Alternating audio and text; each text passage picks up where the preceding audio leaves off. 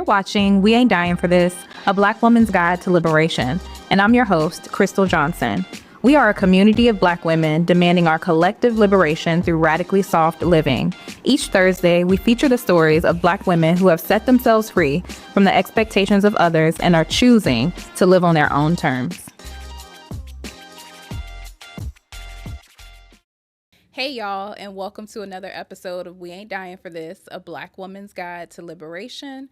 I am your host, Crystle Johnson, and we are a community of Black women demanding our collective liberation through radically soft living. And speaking of soft living, I'm looking forward to having this conversation today with my sis, Marisha Dixon. And we're going to be talking today about pleasure as liberation. So welcome to the show, Marisha. Thank you. Thank you. Yes, I'm so glad you're here. I'm happy to be here. It was raining yesterday. Now it's beautiful sunshine. So, yes, that adds extra oomph to the day. Yes, of course, as it should be in LA. Because when I got here, I was like, it's cold. It's cold and it's raining, and I didn't love it. Exactly. It was not reminiscent of LA to me at all. Well, here we are. Yeah, you brought in the sunshine. Yes, I like to say that I do that. So before we jump into the conversation today, I'd like to start with a little this or that before you share with people who is Marisha. Okay. So let's start with this segment, and I got 3 questions for you. Okay. So the first one is spades or Uno? Uno, hands down. I don't know how to play spades. Uh-oh. There will always be one. I am the one. It is me. We got all the Unos. Every version of Uno. There's so many versions of Uno. It's crazy, but they're so fun. They are so fun. Now I have the one with the little triple play one where you gotta like put the card down in a certain amount of time or you lose. Yep. That's we fun. got that. We've got the double-sided Uno. So if you pull a certain card and it says flip, now you're going to the back side of your card. So it doesn't say Uno on that side. It's another set of cards that you're playing from. Okay. We've got the one where you press the little button and it shoots out. And so yes, I love that one. That's Uno Attack, I think, right? Oh, yeah. And then if we have one of my aunties, she plays for money. So you got to play with $1. $1 to get it in the game. So it gets real. Uno... For me, yeah, serious. Yeah. Each one is serious, just in their own, own kind of way. I am the one in the family, in the group that doesn't know how to play spades. So. That's cool. No judgment here. No judgment zone. All right. So the second question is about music. So do you prefer old school R&B or 2000s hip hop? Okay, I struggle with this question. Because I'm in that era now, that generation where old school means 2 different things, right? So my generation of old school, Brandy, Monica, Tevin Campbell, Escape, right? Like that. But then you've got... Old school. Oh, right. Yeah, true. So there's that. But then I was in college, and then after college living in Atlanta... in the 2000s. So hip hop, I'm just thinking about that Ludacris song that started with "Welcome to Atlanta, where the players play." Yeah. Okay. So I'm gonna just say it like this: this is absolutely the hardest question that I've been asked because I love music, all genres, these 2 especially. But I didn't have no business listening to them R&B songs that I was listening to at that age.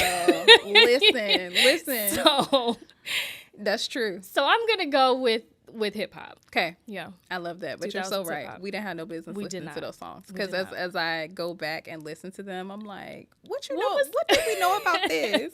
Why were our parents okay with this? Yeah. But it's beautiful music. I was talking to someone earlier and it was just like, old school music used to be about like meeting someone, going slow, like having the slow burn. Yes, courting. And now it's just everything so fast. And like I'll be scrolling on Instagram and I'll see something like we don't need to get to know each other. I don't care about your favorite color. Let's go on vacation. And it's like, that's a little fast. Little. And maybe unsafe in some sped up. situations. Yes. But yeah. Yeah. But do what you feel, because sometimes I just go with what I feel and see what happens for sure. All right. So the last one is self-care Sunday or Sunday brunch. Ooh. I love me a brunch situation, but I don't drink anymore like that. So, the unlimited mimosas and that was fun. Yeah. But I'm going to say self-care Sunday. I like my me time. So okay. What's in your routine?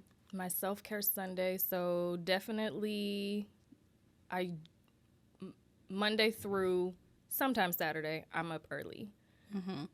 So Sunday, we in the bed. I love that for you.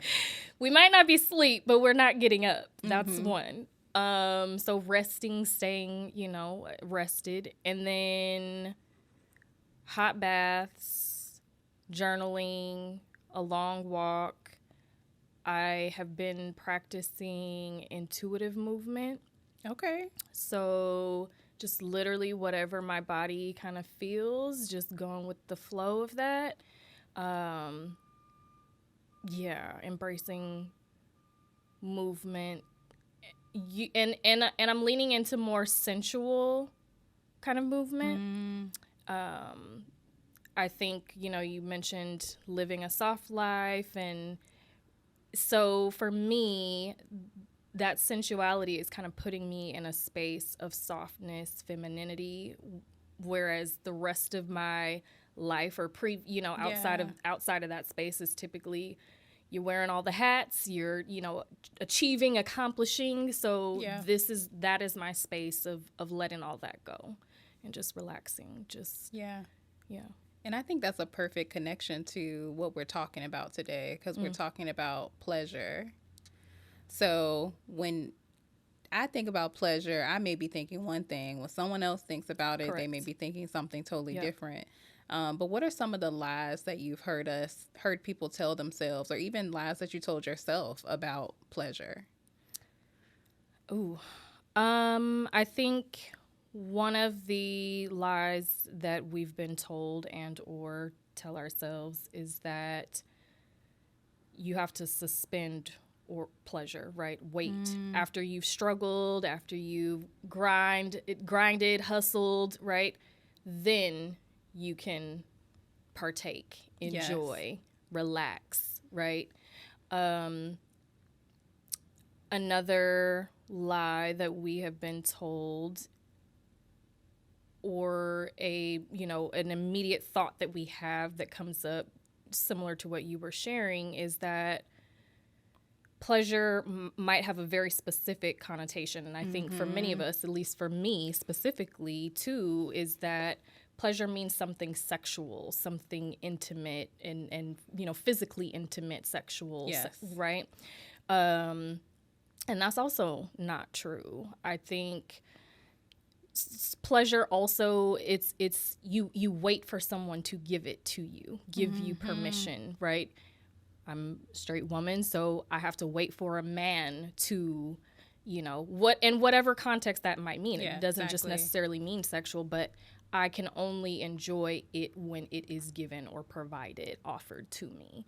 The truth is that pleasure is a birthright.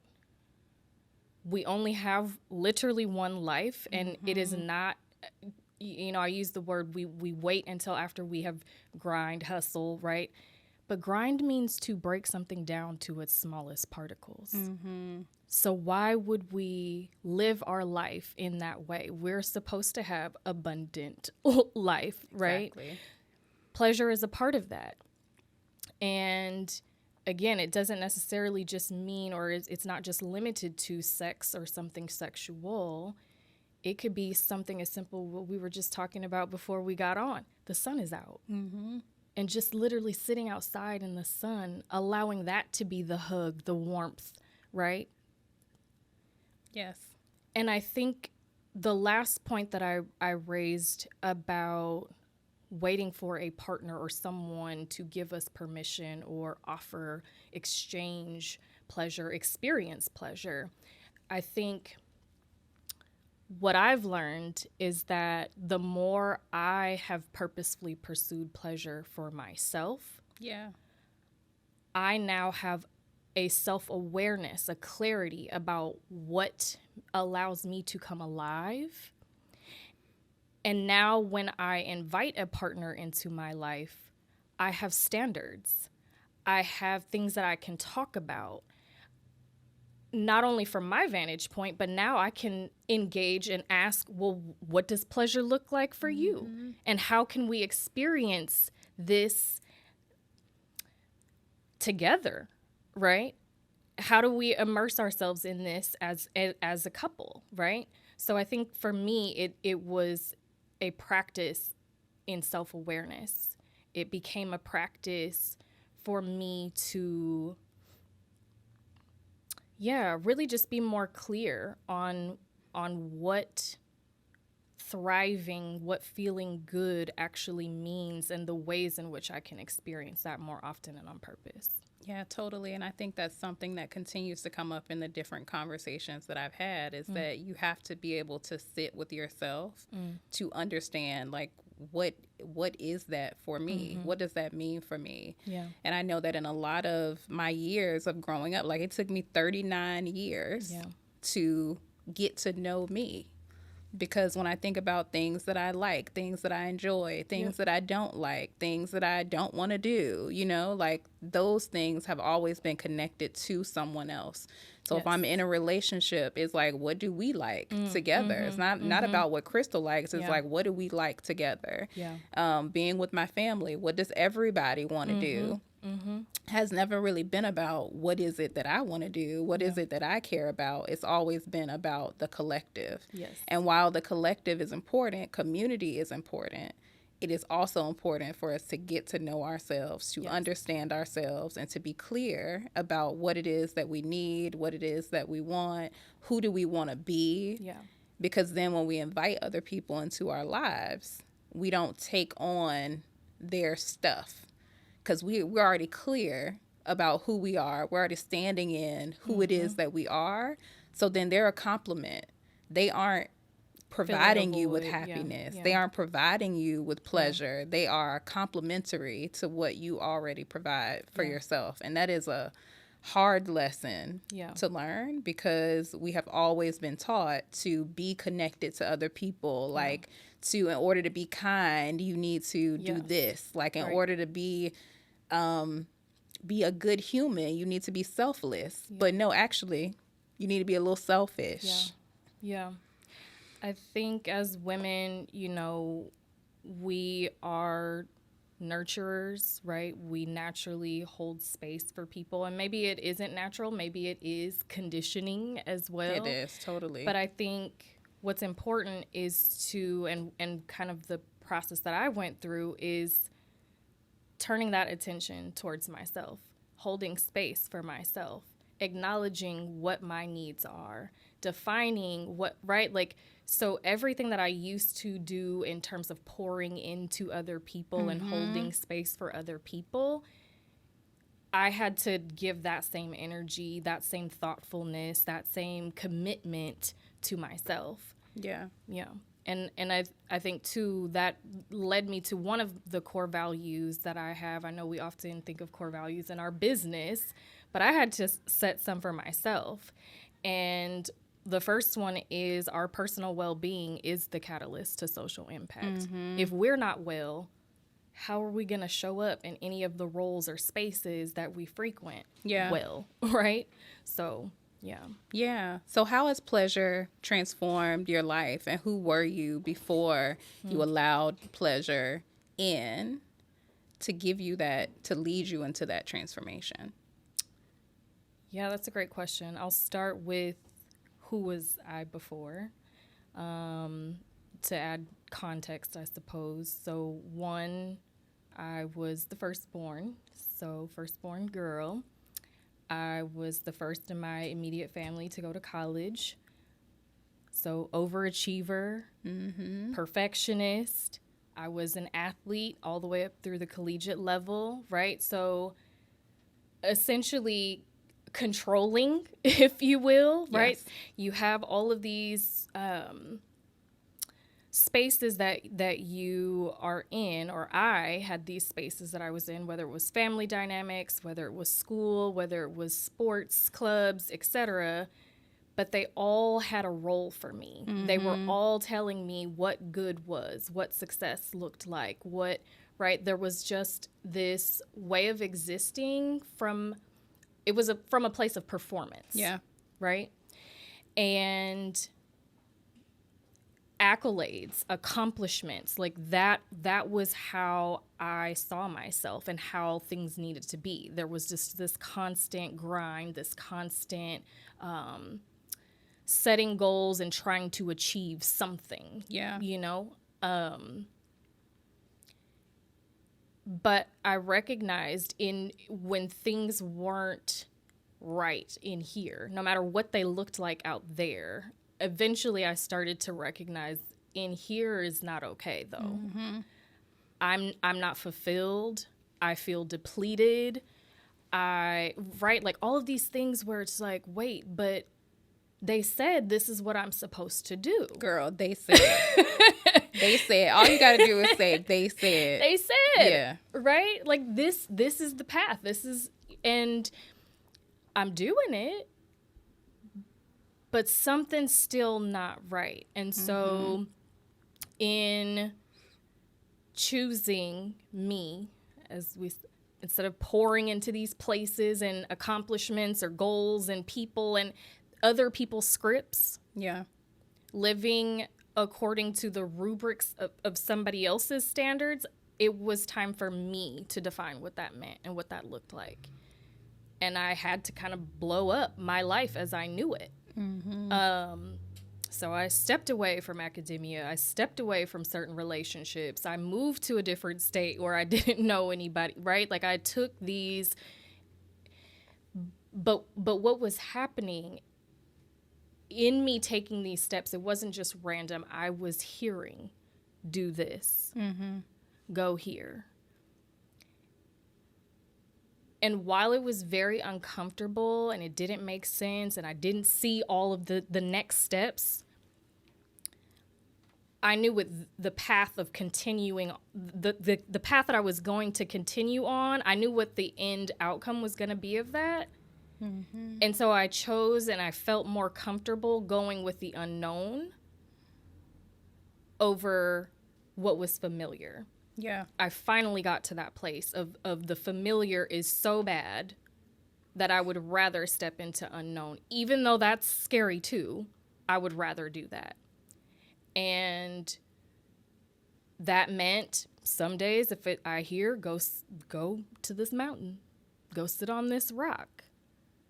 Then I'm going sitting on a mountain. I have 24 hours literally now for just me to do whatever I want. Mm-hmm. That was also very uncomfortable. Pleasure taught me resilience because I was unlearning that pleasure was only accessible once I strived, once I completed, but now I have 24 hours to do whatever I want. Mm-hmm. And so there was this internal confrontation and struggle of, wait, am I lazy? Wait, I'm feeling guilty because I'm not doing something. I'm not performing. I don't have deliverables. Yeah. I don't have a deadline.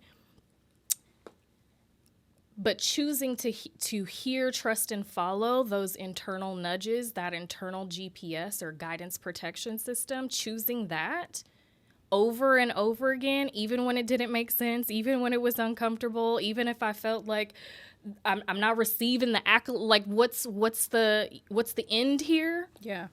Choosing that was me choosing me. It was also allowing me to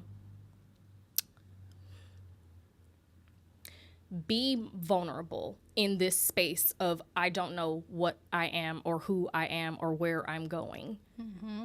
Right? I was undoing the chronological order of things, and now it's just messy. Yeah, I resonate with all of that so much, because it's definitely something that I've asked myself, or I did ask myself in the recent past, is like, who is it that I'm supposed to be? There has to be something else out there, because this ain't it. It ain't like, literally, I'm just telling myself, this ain't it. Like, there has to be something else. I feel like there's something pulling me in another direction. But what is it? And a lot of times it's hard for us to shift away from the thing that we've always known, because they said. Yes. And we've already poured in like all this energy, all of this time. And then you have the perfectionism, the overachieving, like all the things just compounding with each other. And it is terrifying to do something different. But when you take that time to sit back, to be still, to pour into yourself, it's going to come to you. Yeah. Because it's already been in there. Yeah. You just need to be able to sit still long enough to remember it. Yeah. And that's what I've loved about many of the conversations that I've had on this podcast, is that people literally have had to say, you know what? Pause. Yes. I need to think about me right now. Yep. And then when you do that, all the things that you thought were out there somewhere for you to find, you realize you already had it. You just needed to sit still and listen to yourself. So that's how you get like the listening, go to the mountain, sit on the rock, move here, do that, because they're literally just downloads and messages from source. You're getting it directly from source. And it's crazy because I remember one day, and I said go in the mountain and sit on the rock, because it was literally that. One day, South Mountain, it's about 15 minutes south of downtown Phoenix, which is where I was living at the time. And just like any other day, I thought, but then there's a coyote that walks like right in front of me. And a couple feet away that sits down, and then another two come, and I'm like, okay, I don't know what's about to happen right now. Is this the end? What's good? But they're chilling, doing their own thing. A butterfly comes and lands. Like, I just started to see life, nature, everything was just in its own perfect little world. And their calmness and existing in harmony allowed me to calm down. Yes. And just be. Literally just be. Yes. That level of consciousness is wild, because all of these things have always been here. But when you have a level of consciousness, it's like, oh, that butterfly is like right here. And it was probably always going to be there, but you were never conscious enough to actually notice it. And it's so wild, because it's profound. It's like this, I don't know what word to use to describe it, but it's just like, it's life altering. It feels like life changing, because now I can be present in the moment and not like trying to do 1,000 different things. And and that's exactly what the impact of that was. Like I said, everything was just in its own perfect order, and it started to calm me down. And that became I need more of that. I need more of that calm. I need more of being in my body. I need to be more present. That was what purposely pursuing pleasure became for me. I knew what struggle felt like. I knew what depleted felt like. I knew what emotionless relationships felt like. I knew all of these other things. And so pleasure became the opposite, right? And I wanted to pursue that more often and on purpose, right? Totally. And it felt like initially, just like I said, that day of just extreme presence with myself and my body, with literal life in all of its forms, from plants to insects to animal, like it was just in perfect harmony, and it made me see myself and feel myself in a way that I had never experienced before. And I wanted to keep replicating that as much as possible. And anchor in that space, whether I was sitting in solitude in nature or if I was in a bustling coffee shop, right? Yeah, totally. Yeah. Yes, I feel that. I resonate with that so much. So for anyone who's listening, a Black woman who wants that. She wants to experience that, but maybe it's something that seems impossible, unattainable. What would you tell her? Like, what homework would you give her to get her to at least begin to tap into it? There might be a couple of things. I will say one, I'll ask the question. Of course, you can answer too. But what is a treasure chest? What's the purpose of a treasure chest? To hold the treasure. Okay. Anything else? To close it in there. To lock it away. To safeguard your treasures. Yeah. What's valuable to you. To protect your treasures, right? Your assets. Yeah. What you value. So my first prompt, that would be a prompt, but to make you see you as the treasure chest. Your life and what's in it, that's your treasure. And maybe you're holding on to things, perceptions of what pleasure is, as one example, that aren't actually for you to keep. Yeah. They're other people's definitions of that. So the first thing to do is dump out the contents of your treasure chest. Look at literally everything. The relationships you have, the things that you consume, whether that's media, the food that you eat, the places that you go, where you spend your time, your money, because that is your indication of what you value. Mm-hmm. What you value isn't what you wrote on your paper or your vision board, right? It's how you're actually showing up. Yeah. The choices that you're making are your demonstration of what you value. And in this process, don't be upset about what comes up as you're doing it, right? Yeah.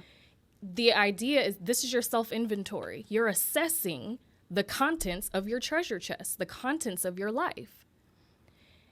And if there are things that you're holding on to, first acknowledge, well, where did this come from? Who put this here? Because they probably put it there. They. Mama, daddy, the TV, your friend, right? Like someone outside of you. And at some point along the way, you adopted and subscribed to those beliefs. You valued what you were told you were supposed to value. Yeah. But now you have the choice to say, let me actually take a peek in here. What is going on in here? And then discard the things that are no longer of value, that don't make sense for who you are and or where you're going, right? Who you're becoming. Yeah. Right? So that's one thing I would say, is just to reframe how you're looking at, again, we only have one. This is the life that we get. And it is yours, right? And I think that's one of the other things that pleasure, the core message that I learned is that you've said it before, I've said it before, we've heard it before, we see the memes. It says, trust the process. Mm-hmm. As I was on this journey of purposefully pursuing pleasure, I crossed out the word the. Trust the process became trust your process. Because who you're becoming and what you need to become, that's for you. And my journey is going to look different. And what I need is going to look different. The contents of your treasure chest and what needs to be discarded and kept is going to be different, right? So I was learning to trust my process of becoming, to be patient with my process of progress, right? Towards progress. And so I think when you do that first part of dumping out the contents of your treasure chest, you're going to start to find what matters to you it's for you. No one else is there to judge it, right? It's yours. But then the second thing I would say is now start to write a new definition. What is pleasure for you in your life? Maybe it is sexual liberation and, right? Maybe it is with a partner, But whatever it is, it's yours. You define what that means. Then I would say to look for examples of how you're going to actually engage in pleasure. Make that a part of your life more often and on purpose, right? And then set the dates. Commit, just like you would with your job or your doctor's appointments. Those commitments that you keep for other people, this is your commitment to you. It's equally important. If not more important. And then the last thing, have an accountability partner or community. So now that you know your new definition, you've got your list of what pleasure looks like, you got your dates in mind when you're going to be practicing and engaging in this, right? Now you have an accountability partner or community that's going to help you do your check-in. How's it going? And how are you transforming? You, just like you asked me, how are you transforming? Yeah. To keep a document of, well, what's new in my life? How am I expanding? How am I growing? Yeah. And what I'm getting from all of that is like to be present with yourself. And that is not something that we often do. We don't take the time to think about, like, what does this mean to me? What are the things that are in my life that don't actually serve me anymore? Yeah. Who are the people that are in my life that don't serve me anymore? Who are the people I don't really feel good around, but that I keep around because they've been around? You know, so I think that those are really great steps for anyone who is considering, how do I dive into pleasure? How do I prioritize pleasure for myself? Yeah. And the most important thing I think that stood out for me is that it's yours. Like, it's not yours. Anyone else's. Like, what I feel and what I need and what I want may look completely different from what it looks like for you. Yeah. So use people's examples, their best practices as just that. Like, that's something that they experience and that is how it works for them. Yep. But ultimately what you're looking to do is be able to experience whatever that is for you. Yes. Like the outcome is pleasure, or the outcome is being still, or the outcome is figuring out who you want to be. Those are your outcomes, but the how it happens might look completely different. Yeah, Bruce Lee has a quote. He says, "Be the researcher of your own life.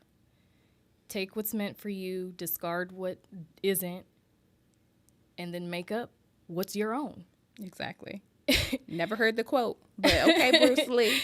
And I mean, that's kind of how he became the martial artist that he was. He didn't just adopt someone else's approach and philosophy, right?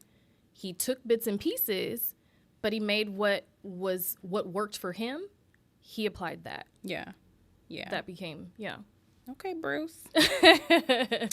So, where can people find you online?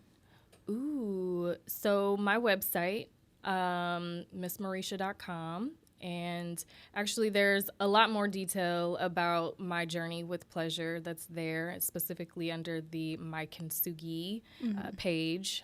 So you'll see how, again, solitude, nature, creative expression, and therapy were really the tools that were helpful for me, and what ended up happening as a result. You can go there. And then Instagram.